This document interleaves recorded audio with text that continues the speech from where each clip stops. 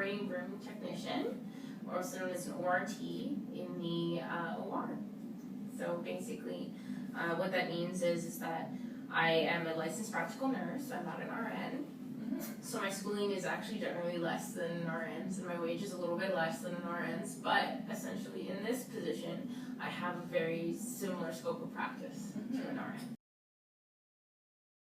So a typical day in the OR actually begins with us having a morning huddle. So we all get together in the morning, and it's kind of like almost like a hurrah moment where we kind of go, this is what we have for emergencies, this is what we have for beds, this is what we have for instruments that are like running late or anything like that, because our focus is not just our surgeries, but also what we need to complete those surgeries, right?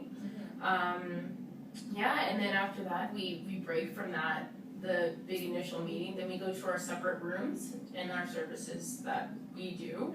And so, like, for instance, we're gonna focus on general today. So I would just go to my room where I'm in general, and then we will general surgery, and we'll all just stand around and we go, okay, this is our slate. So the slate is a list of what surgeries we're doing and the patient's names and everything else.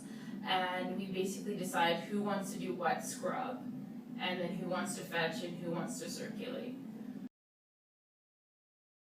People tend to be very nervous, right? It doesn't matter if you're having, you know, a total knee being removed, or you're having a gallbladder done, or maybe you just have something in your hand that needs to be removed. Every surgery is big to that person, right?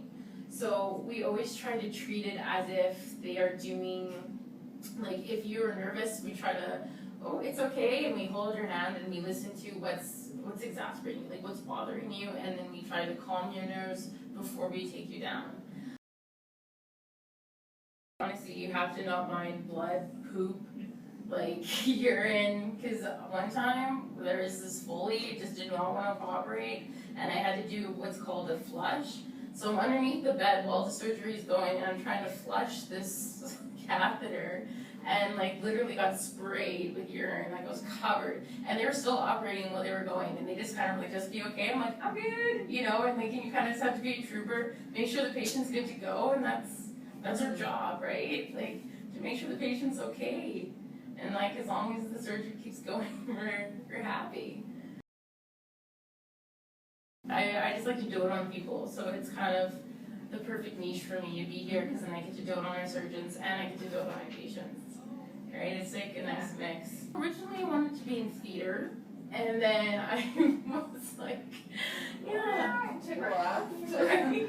Well, no, my mother's actually a nurse, and so yeah, I would go visit my mom at work, and she always was taking care of people, and I generally enjoyed it. So, like when I would always come and help her, and like, well, to the best of what I could do at the time, right? So I'd like volunteer, and then I was like, you know, I should just do this because this is something I enjoy. Do not be averted to bodily fluids. That's like the biggest thing in our job, is because we deal with a lot of bodily fluids. So, and we see a lot of things, like, and you have to have a strong, like, you have to have a really strong stomach for stuff like that, because like there's a lot of times where there's fecal matter all over the place, you know, like not all over the place, but like there's fecal matter like out and about, and it's in your hands, or you're handling a stomach, or you're handling a portion of bowel, and it's like in a long portion of bowel, so it's awkward and it's weird and it's still warm, right? Like, yeah. Everybody's like, whoa, but it's true, right? And like you have to be able to touch things like that and not be grossed out, and be mindful that this is part of someone, right?